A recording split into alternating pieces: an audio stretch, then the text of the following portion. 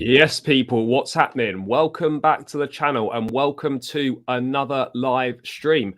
And frustratingly, it wasn't to be 4 wins on the spin for Graham Potter's Chelsea. A really disappointing performance, frustrating to throw the points away against Everton in a 2-2 draw.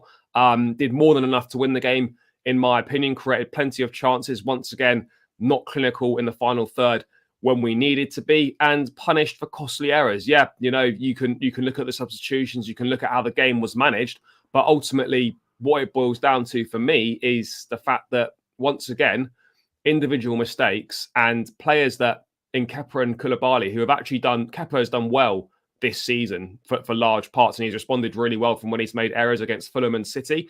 But he could have done better with both goals. Koulibaly again has done well in recent weeks in the centre of that back three, but he's got a mistake in him, and he made another one yesterday. So yeah, it's disappointing. We did more than enough to win the game.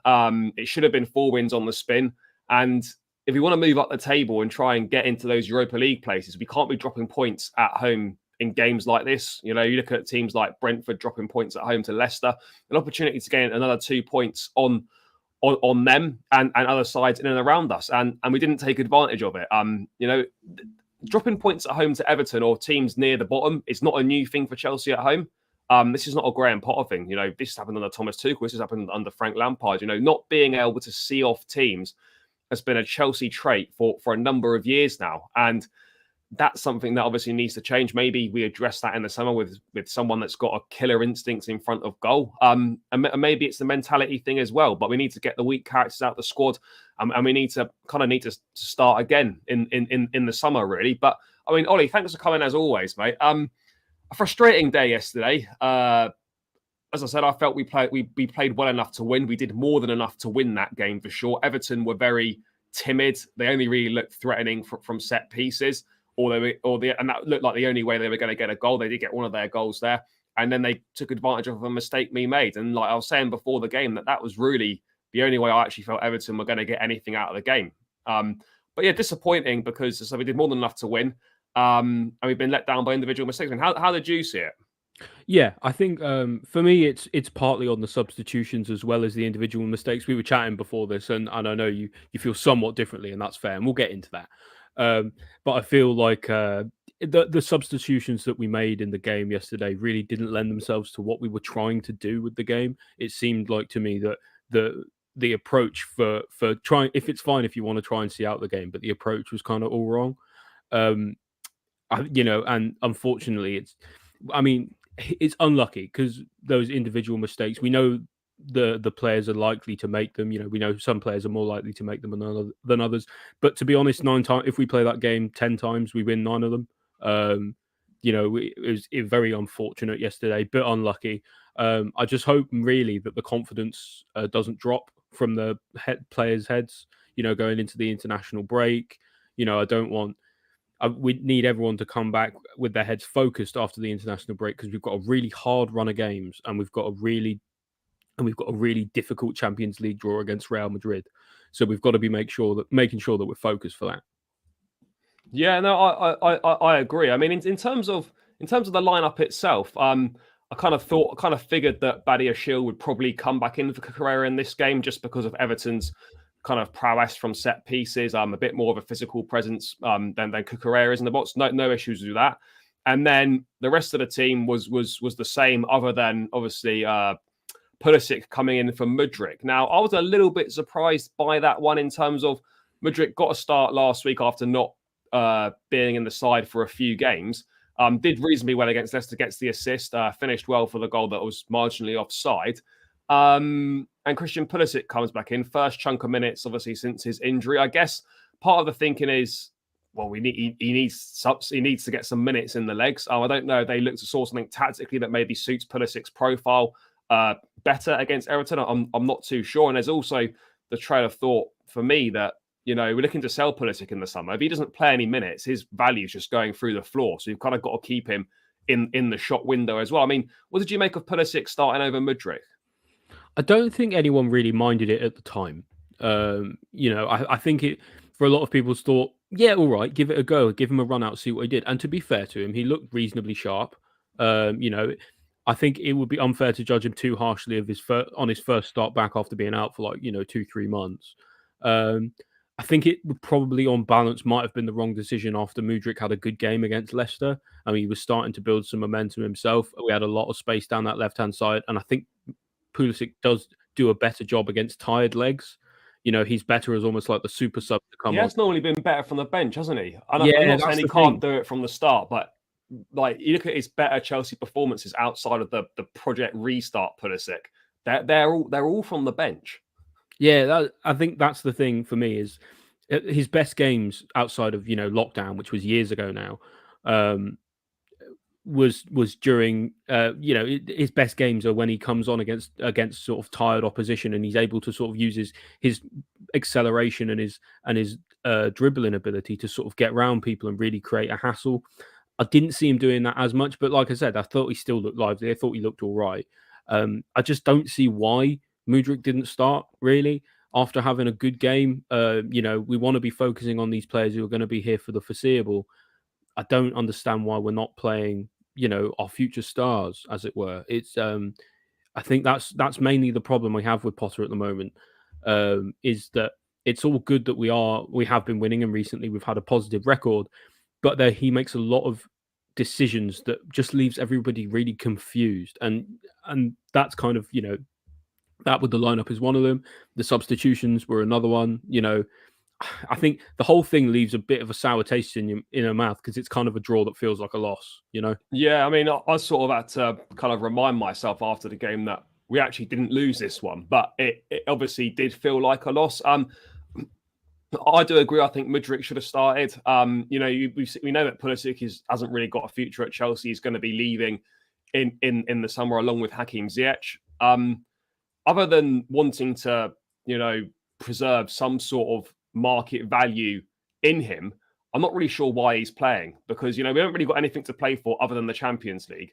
We may as well use the rest of this season in the league to use players that are actually going to be here and treat it as a kind of a mini pre-season, as it were, just to get, exactly get the guys better in, get more minutes under their belts. And if you're not part of the plans, unless you're an exceptional player that's really going to contribute, then for me, you shouldn't be playing. And, Pulisic doesn't fall in that category for me. It's not like we've got, a Lionel Messi who's on his way out, but what he gives you on the pitch is so good that you can't leave him out. These are guys that haven't really offered very much in their Chelsea careers at all. So I would much rather see the likes of Mudryk, the likes of Madueke, the likes of Chukwuemeka and stuff get more minutes instead of your Pulisics and your Ziyechs, because what purpose? I don't see a purpose being served by using Christian Pulisic. And it's nothing against him as a person or as a footballer. You're not part of the plans. We've got nothing to play for other than the Champions League. You're very unlikely to start against Real Madrid in either game. And you may get some minutes on the bench, but we should be using this opportunity to use players that are going to be part of the foreseeable future here. So, I mean, I'm not saying it's easy to manage big personalities. A 30-plus man squad is a juggling act. It's impossible to please everyone. But if you want to sort of be a bit ruthless and kind of look towards the future and plan towards the future, then unfortunately, like, you've got to make big decisions, and players that aren't part of the future, they've got to be left out, in my opinion. And you're spot on because it only throws, and the problem is Potter's approach only throws up more questions than answers, because for example, you mentioned Ziyech. He was on the brink of leaving for PSG for a loan, comes back into the team for a few games, seemingly as sympathy minutes for that that move having broken down. Now he's totally frozen out. What was the point of actually having him for those sympathy minutes in the first place? He's not going to be any happier as a result. We had a real chance there to put on Madueke, see what he could do, really, assess his capabilities as a fan base, as a team, as a manager, and build from there. And it seems like Potter's too wound up in trying to please this huge squad, when in reality, half the people he's trying to please won't even be here. So it just seems kind of pointless. You should be getting the best out of the players who you want to stay, not the ones who, I suppose the only thing you can say is that it's not a guarantee that everyone who he leaves out will in fact leave. It might be hard to shift some of them on. So in that case, I do understand why he's trying to keep some of them happy. Maybe he sees Pulisic, maybe he sees Ziyech as a couple players who are hard to move on, and as a result, it'll be difficult. Difficult people in the dressing room if they're trying to get rid of them all summer, and then it doesn't happen, only for them to come back to Cobham all grumpy. But ultimately, I think it matters. The team is more important than individuals, and ultimately, if someone's going to kick up a stink about it, well, they know where the door is. Yeah, no, I agree, and I do think a few more kind of ruthless decisions definitely need to be made. But I mean, let's get into this substitutions thing. Obviously, shutting the game down at 1-0 with Gallagher and Loftus-Cheek was the worst in game I've seen yet. I mean, let's talk about the Conor Gallagher substitution first, because we've seen Gallagher be used from the bench and kind of be Potter's go-to first call from the bench in the last few games. And fair play to Gallagher, he's done pretty well. He did well when he came on against Leicester at halftime, and he did well when he came on against Leeds as well. I wasn't particularly against this substitution because it's worked in the previous 2 games. And like, if you're thinking it from a logical standpoint, this has worked for the last 2 games. Why would I not do it again, sort of thing? But do you think that's the one that kind of set the wheels in motion to invite pressure onto ourselves? Or because I don't necessarily believe the Gallagher one was the one that sort of angered people. I more look at ones like maybe Loftus-Cheek or maybe Chukwuemeka coming on for the likes of Felix, etc., leaving us with not too much of an outlet at the top end of the pitch. What were your thoughts on the Gallagher substitution? Because like I said, it's worked well in the last couple of games, and you can argue about it. Yes, Gallagher's not got as much attacking impetus as Pulisic, but he's got a lot more energy. He gets around the pitch. We've seen him operate in the final third of the pitch on occasions. Gives you energy and kind of gives the crowd a little bit of a lift. What were your thoughts on that? Because as I said, I personally don't feel the Gallagher substitution was kind of the one that was the big problem. Yeah, I wouldn't say, I would certainly say bringing Gallagher on wasn't the reason we lost. I think that's a fair enough thing to say. I also thought that he didn't really play very well. I think actually of all of his substitute cameo appearances, which have been very good of late, he was poor. But I don't think that is the reason we lost. I think some of the other substitutions are more to blame for that. What you could say though is that in the last few games, when Potter has brought Gallagher on, it's been with the goal of seeing the game out. And what that does is that, that sort of psychologically could affect the team, that they need to be a bit more cautious and a bit more defensive. And that does have an effect, and as well, it's the type of thing Everton would have prepared for. Going, if they're winning and they bring Gallagher on, it means they're trying to shut up shop. We should cheer. We need to go for it at that point. So there's also an element of the tactical there. The other thing is, and I know it's a bit of a funny one, but if you want to talk about some of the substitutions that were made, they were just all wrong for me. Gallagher was questionable, but we can understand the logic, right? Potter's been doing it the last few games. I get that. Bringing on Loftus-Cheek when you're trying to see out the game, when you've got someone like N'Golo Kante on the bench, is absolutely criminal. It's absolutely criminal. You've got Kante right there. He could have played 10 minutes, would have given the crowd a massive boost, would have given the team a massive boost. He's a defensive presence. He's industrious in the middle, like Gallagher. He works hard. He's very defensively minded, and he would have helped shut out the game. I'm convinced of it. And the fact that Potter instead goes for Loftus-Cheek to try and get some kind of semblance of control in the middle and to help on set pieces just didn't seem like the right approach to me at all. I think if you bring Kante on there, everyone gives their little extra sort of 5-10% that they've got left in the tank, and we see the game out. It seemed that at the end he was just trying to bring on all the tall players he could to, in case they got like a late corner or something, which I do understand because we did concede a corner earlier in the game. But I just think, especially with the likes of Mudryk as well, like why isn't Mudryk coming on? If you're going to bring on if you're going to bring on anyone, you want to bring on someone who, at least if they're going to need to go forward and bomb forward and get on it, attack us, we want someone who can really exploit the fact that we can sort of stand off the last man and break in behind. You've got Enzo, who had a really, really good game again, despite the result, who was pinging passes around all over the place all game. If you've got someone like Enzo, he's going to find Mudryk on that long run. And it just seems like, And so that's why it feels like to me is that Potter's substitutions were overly negative and overly cautious. Someone said, I was in a stream yesterday, and someone made a very good comment that you don't need to shut up shop if you own the whole street.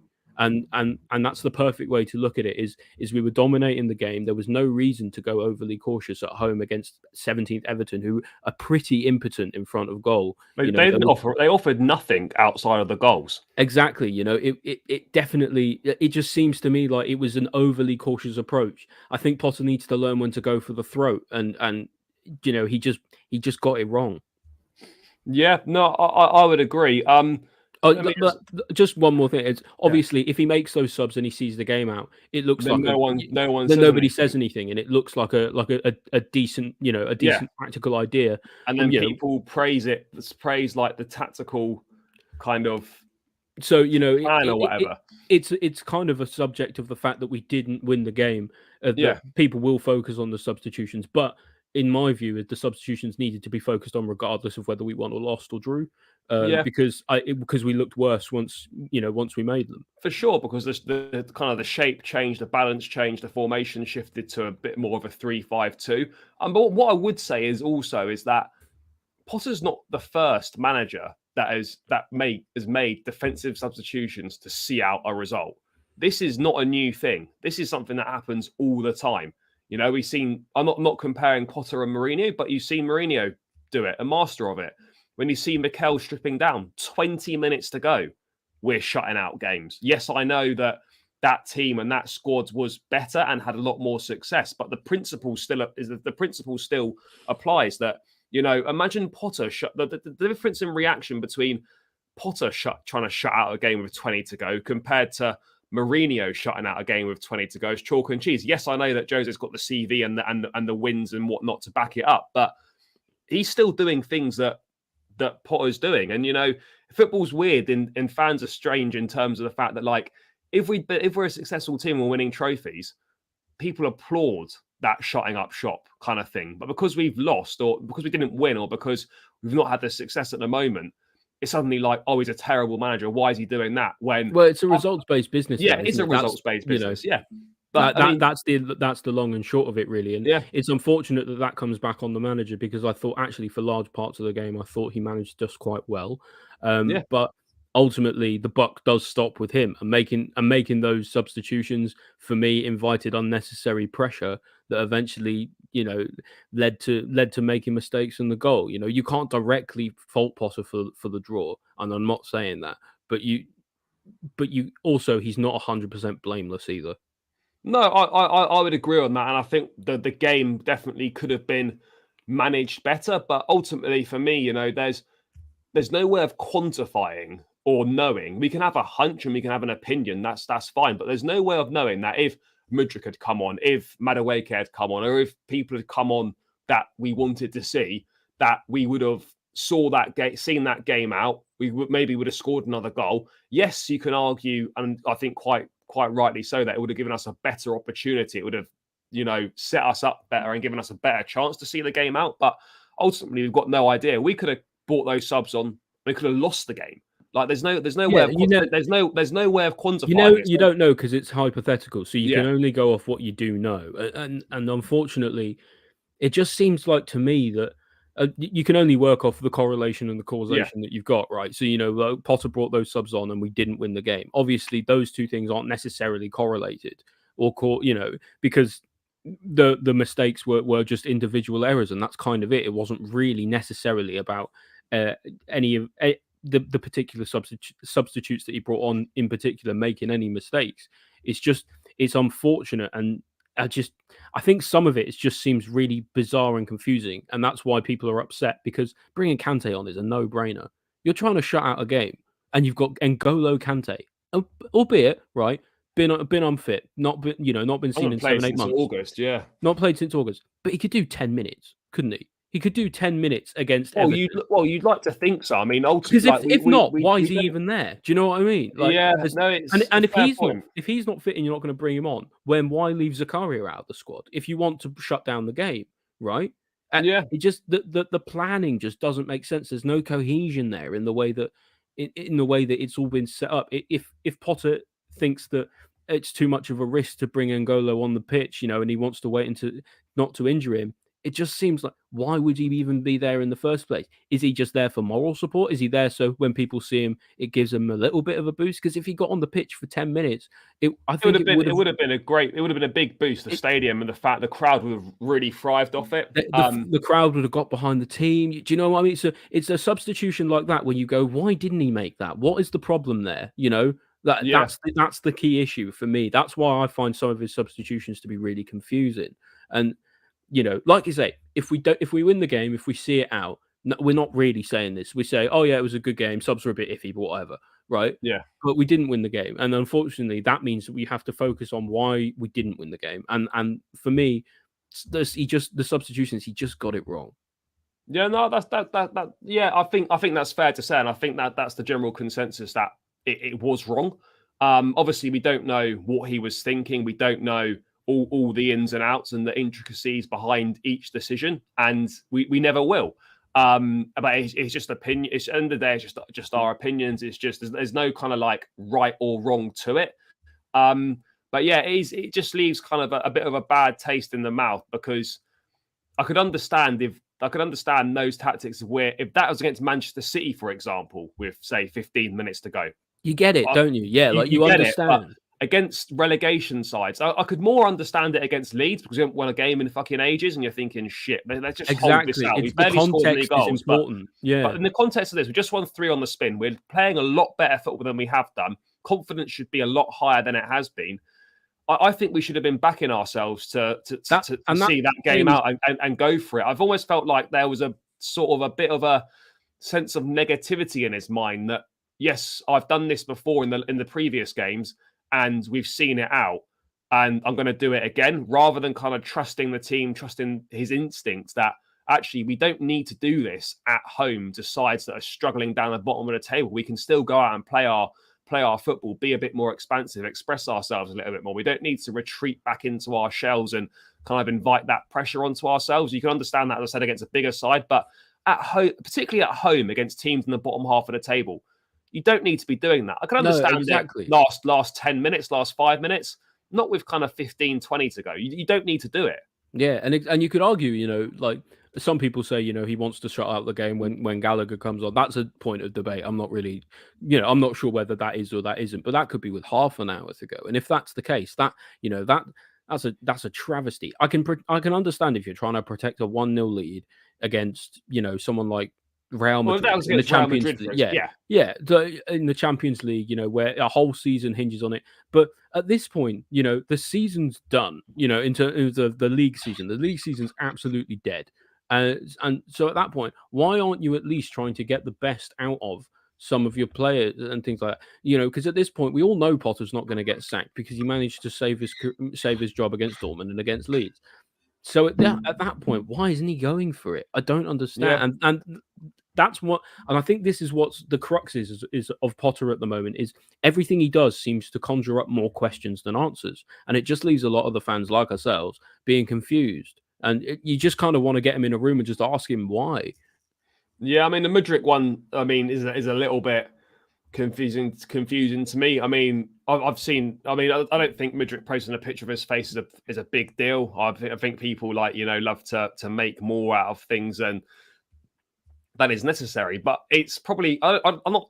I mean, it's pure speculation. I would say I'm not suggesting he's unhappy or anything, but I suppose as a player, it must feel a little bit weird where you've been out the side for a few weeks, then you've come back in and done reasonably well, and then you're back out the side again. You don't even play, then got 2 weeks off for the national team, and then you come back and you're thinking, well, where am I? Am I playing? Am I not playing? Well, obviously, it's not like he's going to get an opportunity after the international break because Sterling's going to be fit again. Well, we've got 9 games in April, though. So there will obviously be opportunities because we're playing every 3 days next month. But at the same time, if Pulisic is ahead of him in the pecking order, he won't, though. If you've got Sterling and Pulisic ahead of you, then you're third in the pecking order.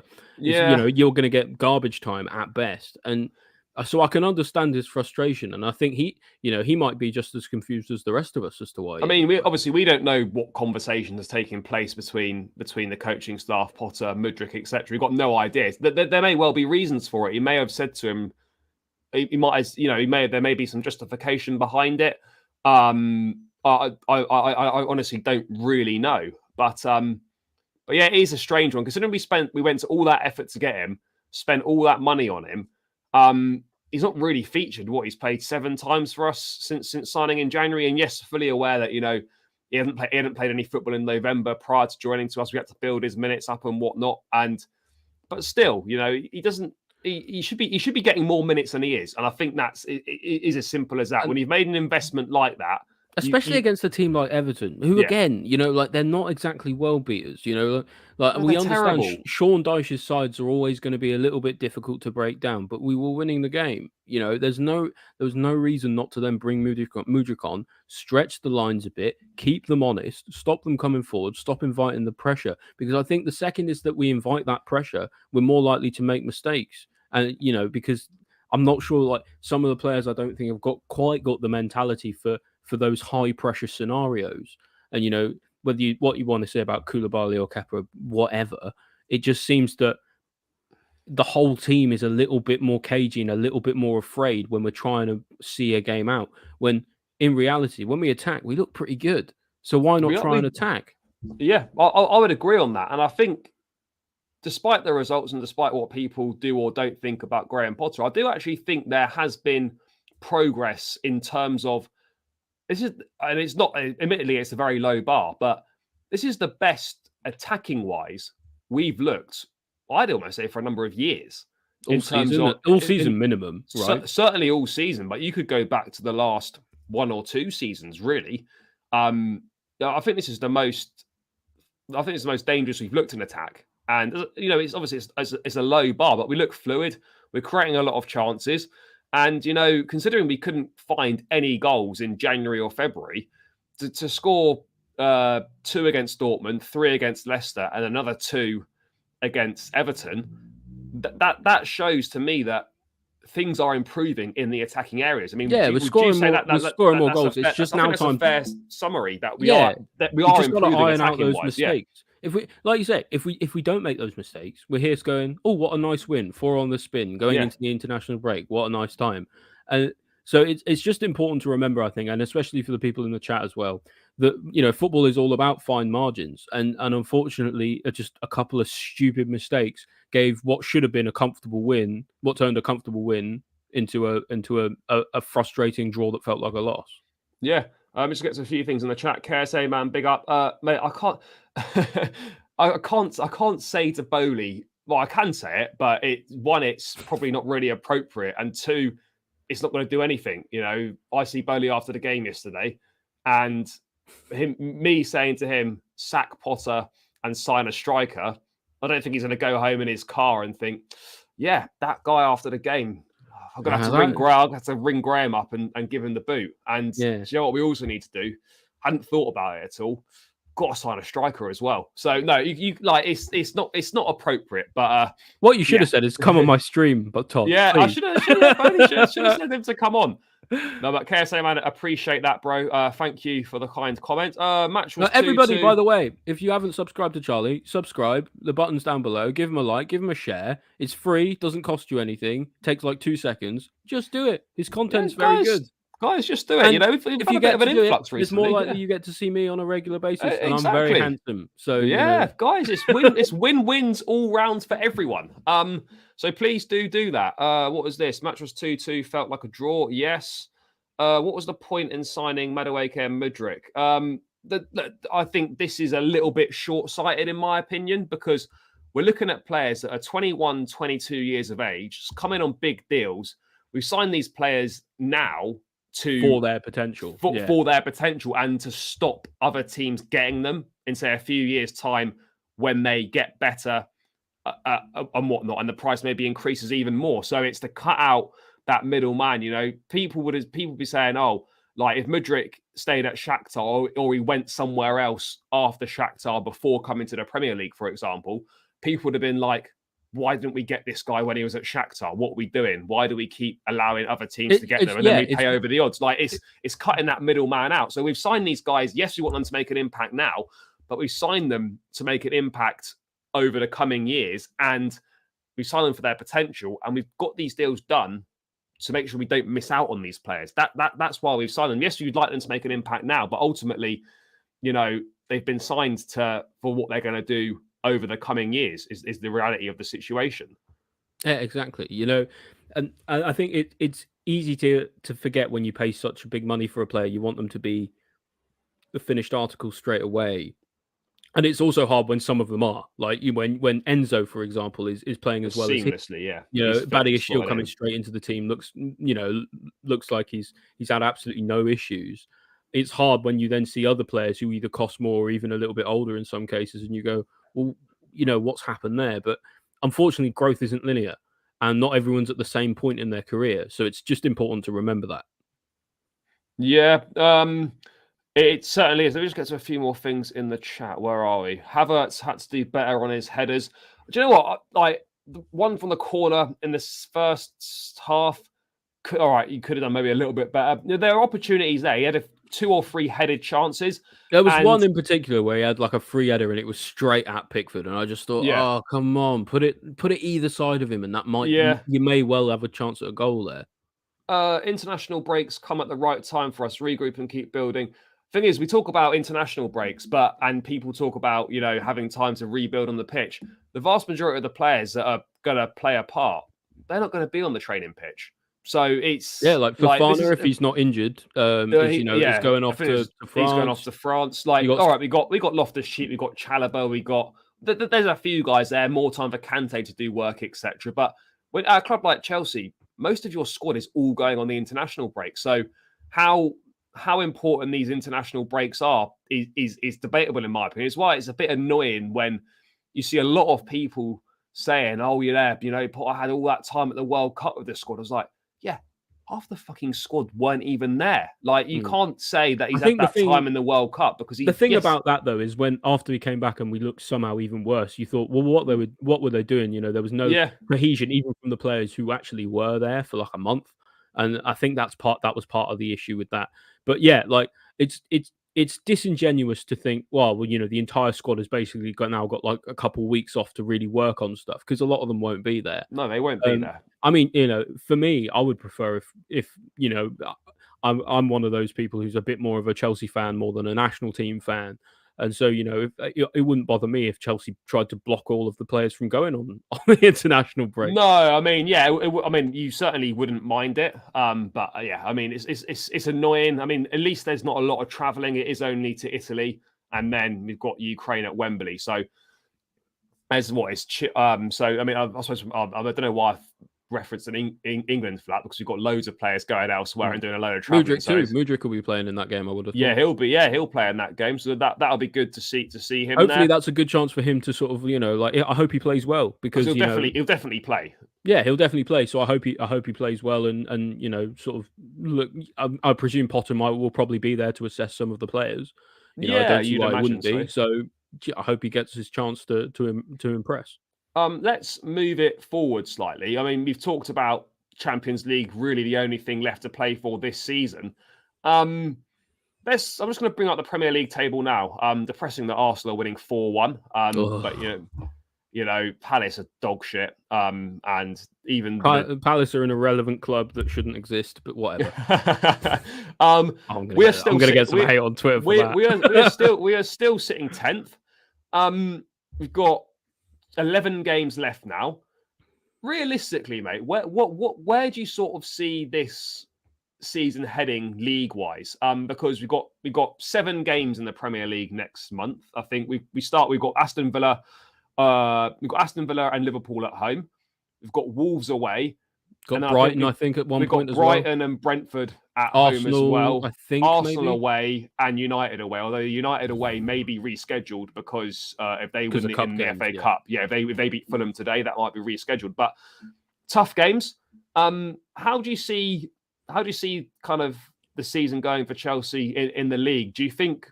I mean, you're aiming, and I'm looking at 6th or 7th is probably the best we can do. Do you think we will get that Europa League football next season? I don't know. At this point, I think it's slightly unlikely. I know it's a harsh thing to say because we're playing better than we were, but I think for a lot of the chance for European football has probably gone away. a lot of the teams that we're playing, a lot of the teams above us now for the rest of the season, who are going to have a bit more motivation to fight for stuff.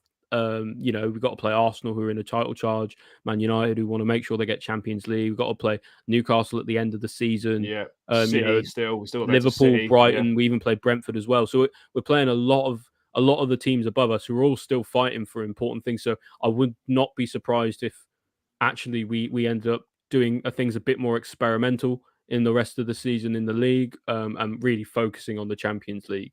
That's the thing, because if we don't get through on the Champions League against a very, very strong Real Madrid team, the season is well and truly over. And at that point, everyone's going to be on the beach in their head anyway. Do you think there's a chance that we may look to prioritise the Champions League, and we may see ourselves fielding weaker sides in the league, particularly in the games before the Real Madrid one? So I'm talking about Wolves away. Wolves away, I wouldn't be surprised to see James not start. Wouldn't be surprised to see Kante not start. Wouldn't be surprised to see Thiago Silva, if he's fit by then, not play. I think do you think that's something we should look at doing, because there's not really much to play for in the league? Players for Wolves, and then obviously whatever the game is, I think it might be Brighton before the return leg. Yeah, exactly. It's a Brighton or a Brentford. Do you think, even though those games are important because we're playing teams that are above us and we can close a gap on them or maybe leapfrog them depending on what the situation is by then, I suppose our best chance of getting in the Champions League next season is winning it. So I suppose it is now. In the position we're in, then maybe we do have to look at not throwing matches as such or accepting they're going to lose, but accepting that actually Real Madrid is a bigger priority than Wolves away is, and likewise a Brentford or a Brighton at home is also a bigger you've got to get the right balance, because you don't want to just leave players out for the sake of leaving them out. And so they're not fully raring to go against Madrid, but certainly limited minutes at least, for the likes of, James, Chilwell, that kind of thing. So Enzo, I wouldn't be surprised against the likes of Wolves and maybe Brighton if we saw significantly different teams, more sort of a B team side. And you know what? I kind of relish that. It's a chance for Potter to try something a little bit different as well. Yeah. Someone might pull through and have an absolute corker of a game. You never know. Yeah, I feel like, because what's the solution otherwise? We go out of the Champions League, nothing left to play for in the league. Say we finish 8th, right, in the rest of the season, or 7th, and we get Conference League, and it's Conference League, yeah, and it's great, fantastic. Nobody really wants to watch Chelsea play in the Conference League. No, let's be honest. I mean, it would be a joke. We obviously we'd easily win it. When I say easily, you would expect us to fully win the Conference League. But you absolutely would. I think that would be the expectation from the get-go, and that's the thing. We've got a big squad too. It's an opportunity for a lot of players who aren't getting game time to get some games as well. Mudryk should see more minutes. Madueke should see more minutes. Chukwuemeka could see more minutes. Loftus-Cheek more minutes. I mean, when you've got 9 games in a month, that's actually when this bloated squad is actually it's going to be beneficial. I know we're not going to have that size of squad next season, but actually having 9 games, having a lot of players available is actually going to be a plus for us. Absolutely, and like Darmesh says in the chat, we can see you in Azerbaijan or something. Next season I don't know if I'll be doing any fucking Conference League away vlogs. I mean, he's off to Poland. Yeah, maybe. I mean, I don't even know what countries are in the Conference League. I'd do it. It'd be fun. I mean, you would. Yeah, I probably would go on a few Conference League away days. Why not? I mean, just lastly on this Europe thing before we move on to the ratings, if it was to be Conference League and only, would you rather miss out on Europe altogether? It's 50-50 for me, because we've got a big squad. Our squad is built for European football, so regardless of whether we get European football or not, our squad is built for that. So it's probably better to have it than not have it. At the same time, it seems like at the moment the best we can handle is a game a week, and even then we're struggling. So I don't know. Maybe it's just because Potter isn't used to planning so quickly. Maybe he's used to really having a lot more time to set up his plans and whatnot. Hopefully, with time, he'll get used to that because we are a club that expects to be playing in Europe every season. But I wouldn't mind next season necessarily not being in Europe. It'd be a little bit frustrating. You look forward to these midweek games, and the possibility of away days is always fun. But I can see the benefits for both sides. Yeah, no, I do as well. I mean, last time we missed out on the league, on Europe, we did actually go and win the league, but at the same time, you don't want to be playing once a week, really. And with the quality of players you've got, the squad, it makes it even harder to juggle because there's less reasons to rotate when you play once a week. Mm-hmm. So, yeah, I don't know. It'll be interesting to see what happens, but make no mistake about it, we've got a really tough run in. I guess it's more frustrating that we dropped points yesterday because this is the winnable run of fixtures that we're in at the moment. Absolutely. And Villa is the last one of that, really, before we get into a really difficult run. I suppose Wolves away is, Leeds went there and banged in 4 yesterday. You never know. I guess Wolves would be the one. We need to be getting 3 points there for sure. Yeah, we do have to. Right, guys, let's get into these ratings, then we'll rattle through these. By the way, keep smashing the likes on the stream, subscribe to the channel if you haven't done so already, and you can also donate via the super chat function as well. Any donation is greatly appreciated by myself, no matter how big or small. So if you're feeling generous, you can obviously donate via that function. But yeah, guys, get involved with your ratings as well. Let's get into it, mate. We touched on Kepa earlier. Not great from him yesterday. Didn't really have an awful lot to do. And the 2 things that he did have to do kind of let himself down. Just on a slightly wider topic of conversation, despite how well Kepa's done for us, I think the reality for me is that if Chelsea are going to progress and be serious challengers for the league, which is what we want to be, we're going to have to upgrade in the goalkeeping department. I think it's as simple as that. As harsh as that may sound because of how well Kepa's done for us this season and whatnot, the reality of the situation is we need a better goalkeeper. Yeah, you're spot on. I think the thing about Kepa is that, and no Chelsea fan will be under any illusions that he's had, he's had an excellent season this season. Nobody's pretending that he hasn't. He's been a lot better, one of the highest save percentages in the league, really, really been important when called upon a lot. The problem is you just can't rely on him. If you want to, in any scenario where you just know there's a chance that he can make some silly mistakes like he did yesterday, and ultimately it just leads to points dropped, and you need a goalie who the rest of the team can rely on because the back line looks shakier, they dive in and they're more rash because they know that there's a chance that the keeper might make a mistake, and it just doesn't work. I like Kepa as a person. I think he's a good leader in the squad. But for me, I think we need a truly best of the best elite goalkeeper if we want to be challenging for trophies. And Kepa's just not that for me. No, he's not. In terms of a rating for him, I'd probably give him a 4 or 5 yesterday. I think that's really generous. For me, I think I like to give out ratings based on the influence people have on the game. Less than that. Honestly, I like to give out ratings for the influence people have had on the game, and I think the 2 times he influenced the game was a terrible when he came for the corner. It was really, really poor for Doucouré's header, and even worse for the second goal. Koulibaly made a mistake as well, and we'll get to him. But Kepa should absolutely be saving that, no question. For me, I would be hesitant not to give him a 1. I would say a 2 in terms of just how he's influenced the game. Just was really poor yesterday. Yeah, no, it was not one. I know it sounds harsh, but ultimately, if he doesn't make either of those mistakes, we win the game. Yeah, no, I think that's a fair point. Let's move on to Fofana. I honestly think Fofana has been exceptional since he's come back into the side after a long spell out with injury. He's quickly becoming a fan favourite. Rarely puts a foot wrong, and a superb player. And you can see, if he continues like this, the 70 million quid that we spent on him looks like a bargain. It's going to look like an absolute bargain. Was really impressed again with him yesterday. Obviously, he went off with a little bit of tightness. Potter said fatigue, feeling his hamstring a little bit. Obviously, that's bound to happen when you've been out for so long. But again, I felt another really positive performance from him, and he's going to be such a good player for us.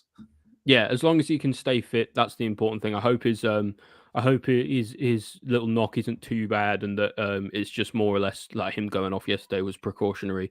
Yeah. Thought he had a good game yesterday for the most part. Was really involved down the right hand side, especially when we were attacking. A couple times when we were attacking down that right hand side, and he was sort of pressured out of the ball or whatever, but that's not necessarily his role to be like driving down the right wing. So I don't really blame him too much for that as a centre back. I think 6.5 probably is a fair shout. Yeah. You know, didn't do anything stupid, didn't do anything incredible, but just a solid performance. Yeah, no, I think a 6.5 is also fair, and yeah, he's doing really well for us, and thoroughly deserves that first call up to the French squad, and hopefully he can make his debut for the national team over the break. In terms of Koulibaly, it's a big shame that he made that mistake because he's been playing really well in recent weeks, looking more like the player that we actually signed. I felt before his mistake, he was actually okay. Perhaps not as good as he'd been in previous games, but was solid enough. But unfortunately, like his rating is going to reflect that mistake is really bad because not only was he ahead of Sims to begin with, he allows Sims to get past him. And spun him as well. Got completely really spun. And this is by a guy that's 19 years of age, hasn't scored a senior goal for Everton, was on loan at Sunderland until January. He's effectively an NPC. That's what he was. And we let him score against us. And Koulibaly let it happen. Yeah, he did. So, I mean, we're going to have to take that into account that he's made a game-costing mistake. Yeah, along with Kepa. But then you could also argue that if Koulibaly does his job, Kepa doesn't even get put in that position in the first place. In the same way, though, if Kepa does his job, Koulibaly gets bailed out. It's because the he shouldn't. Kepa should have basically that clearance. We're in like the final throes of the game. Just launch that ball as far as you can down towards the corner flag. Even if you just play for touch, and that kick doesn't go anywhere near far enough. It just kind of goes into no man's land. Mm-hmm. And we get punished for it. And unfortunately, Koulibaly for me. As an elite centre back, you just can't be doing. You can't. I understand players make mistakes and it can happen. And I understand in that context of the game, you cannot do that. You just can't do it. And the thing is, as well, I understand that there were a lot of other players who were kind of out of position, and it kind of forced Koulibaly into that situation. And so I think him being in that situation wasn't necessarily his fault. What was his fault was how he reacted to that situation, which was piss poor, to be honest. And it was dreadful. If we're being brutally honest, it was dog shit from him. Ratings wise, I'd probably give him a 4.5 or a 4. Yeah, I would have said a 4. I think, the only reason it's not lower is because he had a good game up to that point. Was affecting the game well. But unfortunately, this is what happens. That's the overwhelming. When you remember that game now, that's what you're going to remember. That's the overwhelming thing, and reflection that game leaves you with. And so that's what you've got to think of. The fine margins of football and kind of how fickle fans, media, and whatnot can be is that you can have an exceptional game for 89 minutes. You make one mistake that costs your team a goal and points. No one talks about how well he did for the vast majority of the game. And that's the harsh thing on players as well. And that is harsh thing on him. And that's the harsh thing from us too. We understand that, players aren't perfect and a lot of the time if you're playing for 89 minutes, we can acknowledge players have a good game, but the overwhelming reaction to the game yesterday is Koulibaly and Kepa cost us the game, even though, largely Kepa's been really good this season for the most part. Koulibaly's been excellent recently, but unfortunately, they both just reverted to type yesterday. Yeah, unfortunately, that is exactly what's happened. Let's talk about Badiashile then. Obviously, he came in for Cucurella, having kind of sat out the lineup for the last 3 or so games, really. Back in yesterday, I think, for his physical presence, his height to combat Everton's threat from set pieces. I actually thought Badiashile did pretty well yesterday. Looked calm and composed on the ball, did his job, did what he needed to do. Didn't get caught out really on any occasion. I think he was maybe once or twice. Silly foul near the box in the first half, I think. But other than that, I thought he did okay. I think he looked a tiny bit rusty. He didn't look quite as good as he did as he has, but I think that's just down to him not playing as much. Yeah, I would agree. You know, I think it would actually be interesting to see him play where Koulibaly plays in the center of the three with Cucurella out on the left. Yeah. You know, I think that could be a really interesting. Obviously, that is a backline with not much experience. They're all very young, but they're all very talented. So if you had someone to marshal them, I think that would be an excellent back three. Yeah, no, I agree. I'll probably give Baddy a Shield a 6, I think. Yeah, I think he wasn't better than Fofana. No, he wasn't. But you know, he had like a bit of a referee's performance for me, like a good referee's performance, which means I didn't really notice. Yeah, I think decent enough, and he's going to be important for the remainder of the season for sure. Let's move back. Let's move on to the fullbacks now, then, or wingbacks even. Reece James, back in the side after missing the last game at Leicester through illness. You can see the quality he's got. He got forward, offered himself well. There was a chance in the first half where Felix had a shot where he definitely could have played in James, who would have had a much better shot at goal or much better chance at scoring. But I mean, look, for me, I felt Reece, it was a bit of a quieter afternoon for him. I don't think he had a huge influence on the game. I'm not saying he was bad by any stretch, but he did win the penalty, which was good from him getting forward, a nice little link up. I can't remember who it was with now, but he got forward well for that. But I think, I think it was a bit of a quiet afternoon for him, in all honesty. I mean, I would personally probably give him a 6.5. He wins the penalty, which is really important. Defended well, got forward well at times, but I felt he could have had more of an influence on the game. I think this was just kind of I don't want to say average performance, but it wasn't kind of like you felt he could have given more. Yeah, I think he's probably still coming back from injury, to be truth be told. I think he's not quite as fully sharp as he could be. I think as well that he did get himself into some really good positions, and a lot of the time it seemed like Felix wouldn't play him in. So I'm wondering if there's just like a bit of miscommunication there, just not quite gelled yet. He won the penalty. I think he had a decent enough game. I would have given him a 7, but I can understand a 6.5 as well.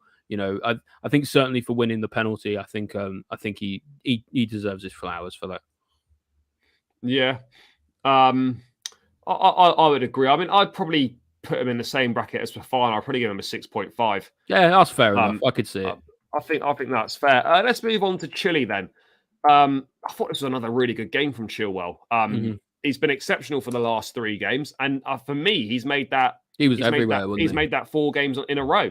It was great. He was always an outlet down that left-hand side. His deliveries into the box were good. His set-piece delivery was good. He defended well. Just an all-action, all-round performance. And yeah, again, it's so great to see Ben Chilwell fit. Looks like injury problems are behind him, thriving again, being a real big influence on the pitch for Chelsea. And being a massive nuisance down that left-hand side as well. We've really missed him. And I felt this, despite the draw, I thought it was really good. Really good. I'd probably say to Enzo, Chile was probably the next best player after Enzo. I would say the same. I would give I'll give Chile probably a 7 because I think he was probably a bit marginally better than James in the way that he affected the game.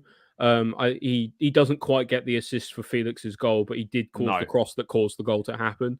I think he had a good game. A little bit sloppy in some of his deliveries, but always active, always trying to make things happen.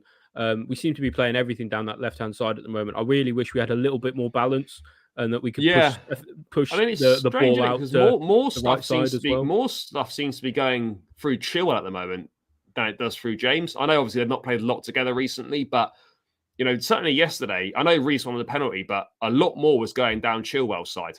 Yeah, absolutely. I mean, maybe it's because Chile's more likely to attack the box and James is more likely to stay wide and whip the ball in. Don't know. Maybe that's down to the coaching. Not sure, but I would like to see the side a little bit more balanced in the way they link up in midfield. To have the opportunity to have one or both of the fullbacks really bombing down, so both options were available. Really stretch the play for the opposition. But I thought Chile was good yesterday. Yeah, I think a 7's fair. I mean, let's move on to Enzo. We touched on him briefly earlier.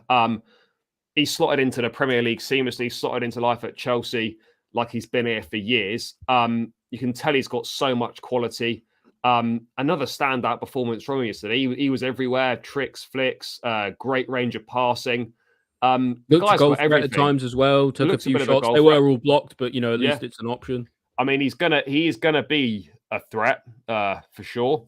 That first goal's not far away now, but this is I sort of look at Enzo and I think this is the closest player we've had to Fabregas since Cesc left in terms of kind of ability, range of passing, way he influences the game, way he runs the game from midfield. And you can see why we were so desperate to get this deal done because He in the looks summer, every inch as good as we yeah, as we all thought he was, and he's worth every penny that we paid. yeah, easily. I think again yesterday another really good performance. I'm probably looking at a 7.5 or an 8, maybe 7.5.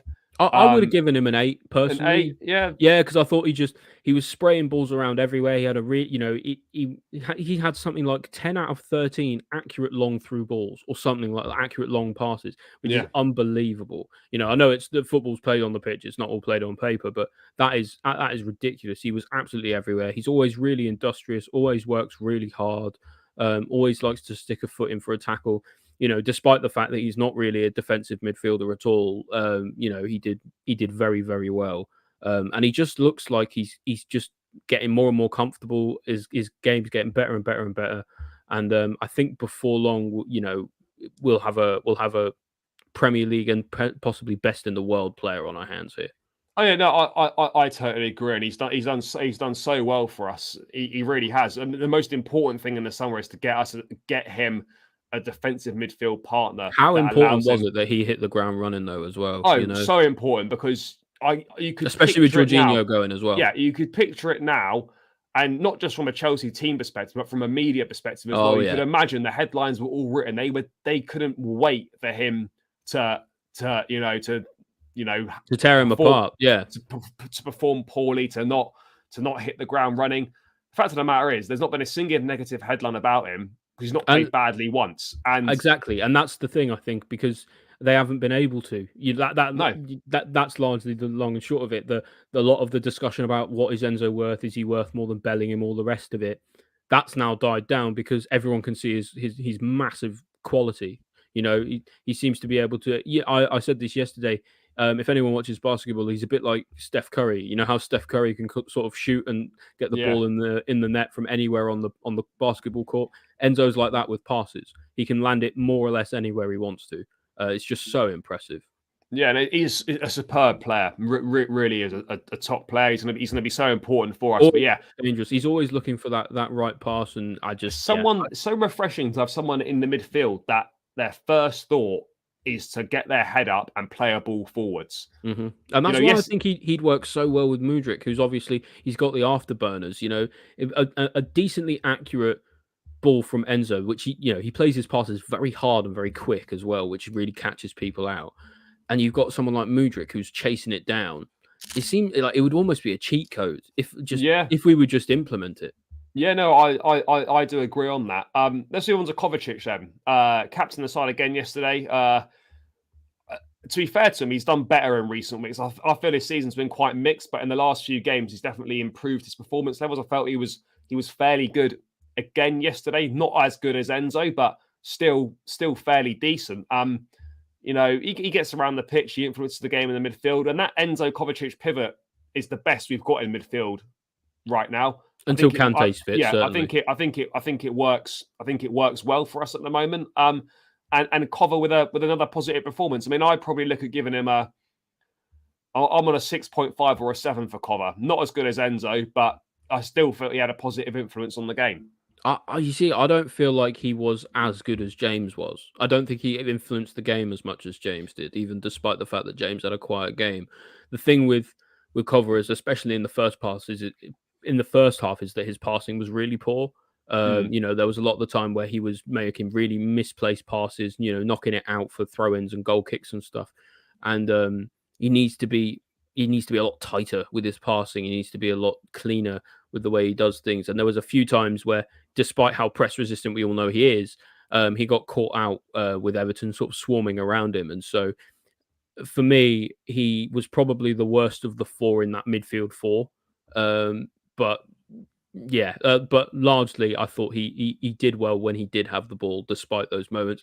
I'm not as big a fan as Kova and Enzo as a pivot because I think if you throw an active midfield against them, like we saw against Leeds a little Yeah, bit, they can get run through very easily, yeah. and as a result, it really it makes the back line very exposed. So I don't like that so much. I think someone like Kante with Enzo probably offers a bit more balance. Same with sort of Zakaria. I think you need someone who's a bit more defensively minded, who's going to sit so Enzo can sort of, ping the ball about, play it forward, and That's. run I forward as mean, well. along with a Because goal Cover and scorer. Enzo are more or less the Yeah. same player. Enzo's just better at it. Do you know what I mean? So Along with a goal scorer, finding a defensive midfield player to play alongside Enzo or to play at the base of a three if we switch to a back four, that is the number one priority for me. You've got to find a midfield partner for yeah, Enzo to allow him to operate higher up the pitch and not have to worry as much about his defensive duties. But for Cover, Cover yeah, for me, Cover would be a 6, but a I can see six. why you would want to give him a 6.5 or a 7. Let's go. I'll go 6.5. Let's go 6.5. Let's move on to the front line then.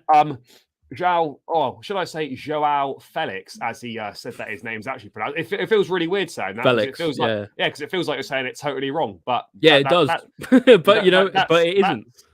that's not wrong. It is That's English for you. Joao Felix. So that is how it's pronounced. Darth, big up, bro. Yeah, we need to go for the throat. Yeah, no, Big up, Darth. yeah, we don't. That's kind of the consensus here. Don't disagree with that at all. Let's move on to Joao Felix. Got his first goal at Stamford Bridge. Well deserved, in my opinion, because he's been really unlucky recently in terms of the amount of times he's hit the woodwork. But he even hit the woodwork when he scored.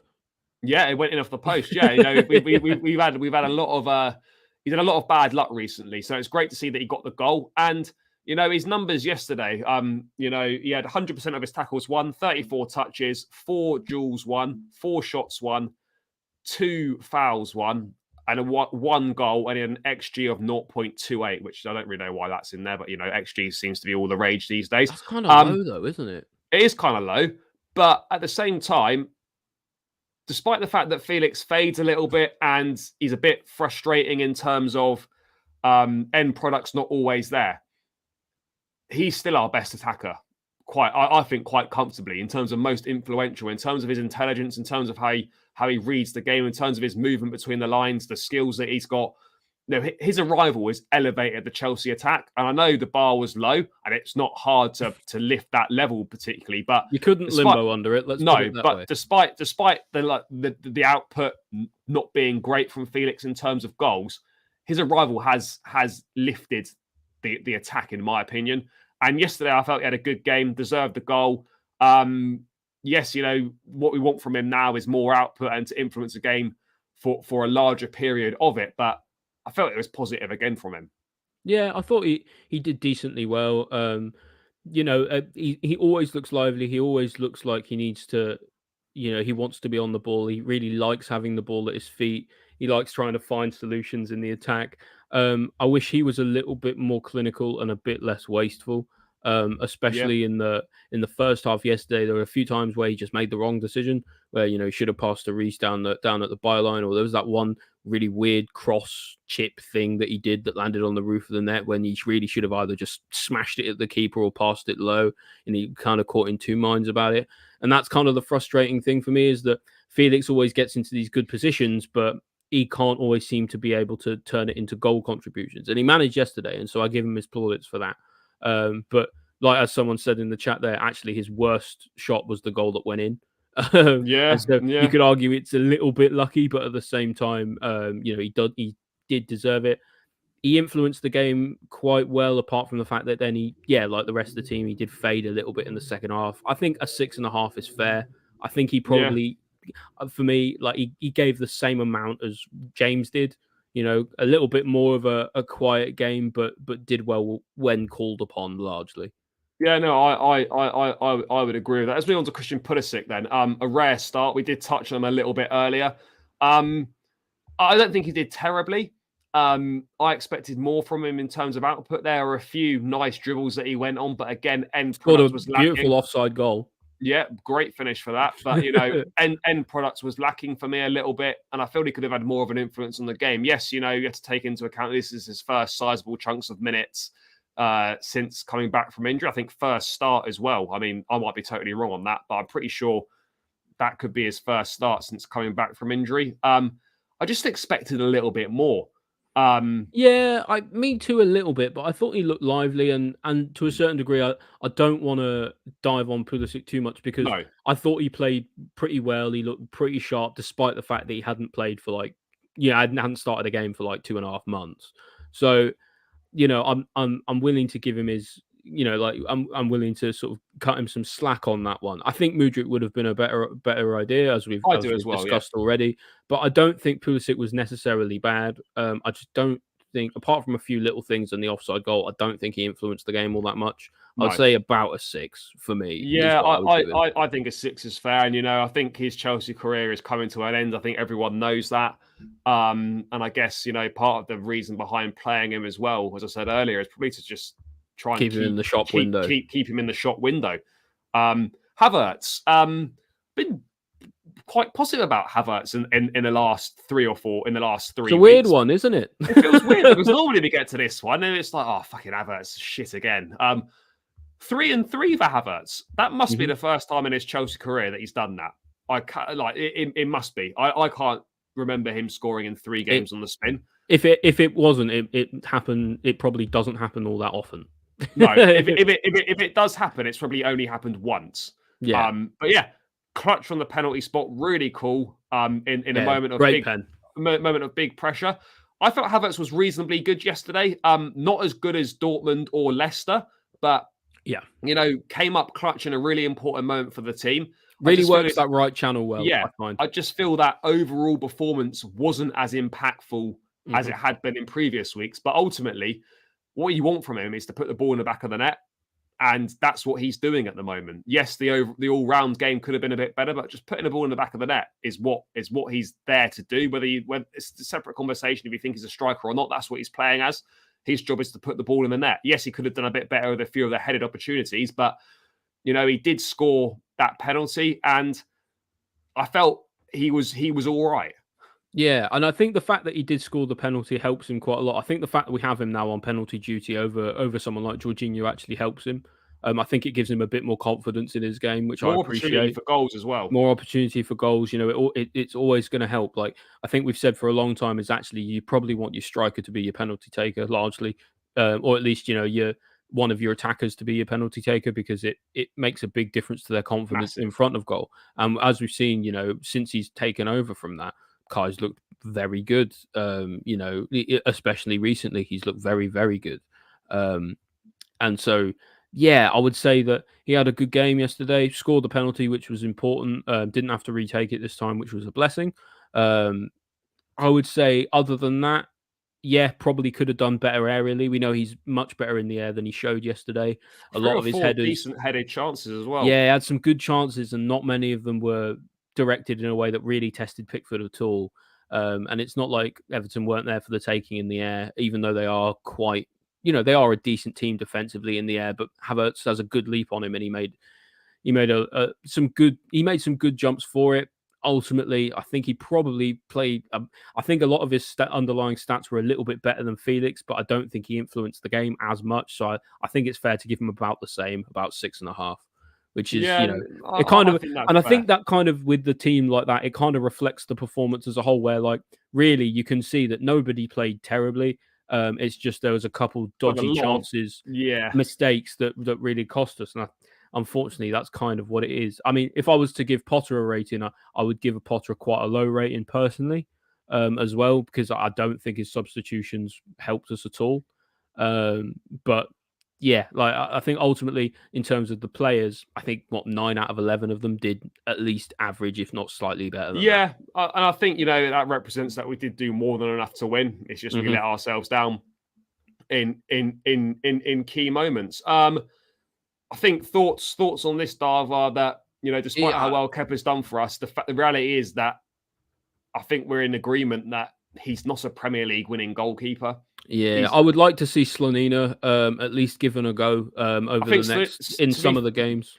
I think what we're going to find is, though, in the goalkeeping situation for me, is that we're either signing a number one in the summer or we're bringing in someone as competition to Kepa because we can't bring in someone who's as good. We need someone who's much better. this is what I mean. Like people talk about David Raya at Brentford. Yeah, all right, he's but not like much him better. coming in, that if we're talking about upgrading the goalkeeping position, you don't sign David Raya from Brentford. That's a lateral move for me. That's not an upgrade. It's a sideways. It's not an upgrade at all. He's Yeah. not better than Kepa.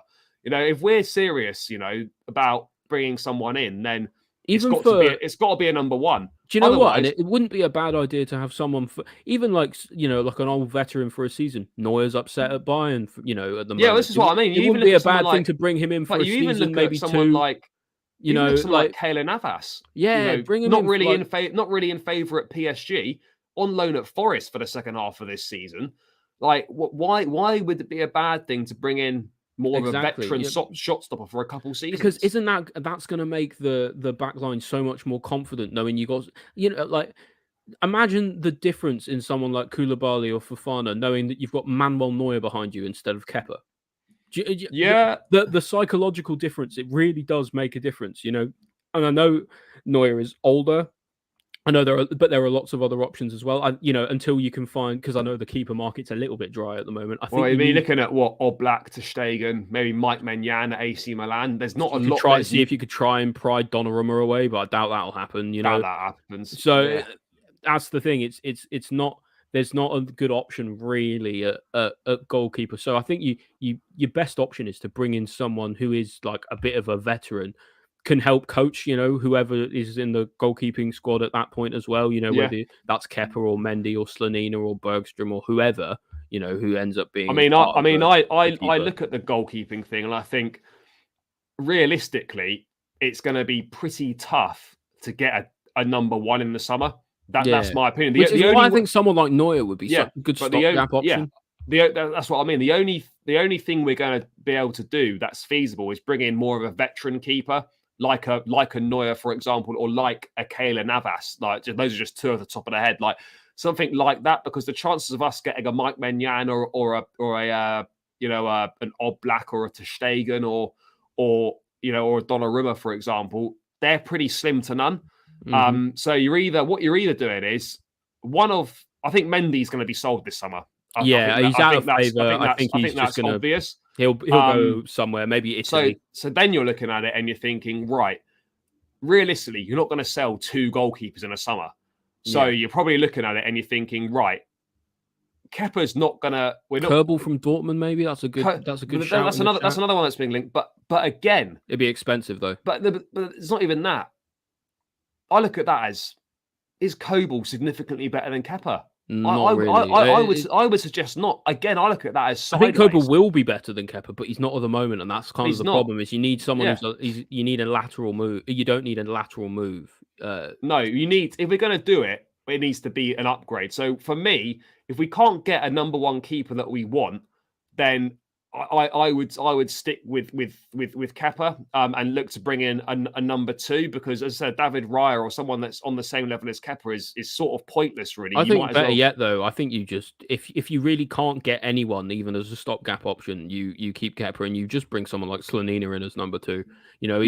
He can play in the cup games, give him some experience, and then hopefully eventually move Kepa on in the end. Because like we say, he's simply just not reliable enough to be number one. Even he just, unfortunately, there's a few times, even this season, where, we saying he's having a great season, that he's cost us points. There's still been a few mistakes, I mean, all goalkeepers will make mistakes, but the top ones make far less mistakes. And the top ones save more mistakes than they make. Do you know what I mean? They bail their team out more than mistakes they make. Look at someone like Alisson, for example. Oh, I totally agree, who obviously, I think a lot of people would consider him basically the best keeper in the world at the moment. So, it's a high bar, but the amount of times, he's made several mistakes and, like you say, all goalkeepers do, but the amount of times he bails Liverpool out, their backline must be so confident going into a game with him behind them, and I think it's just the opposite with Kepa. I really do.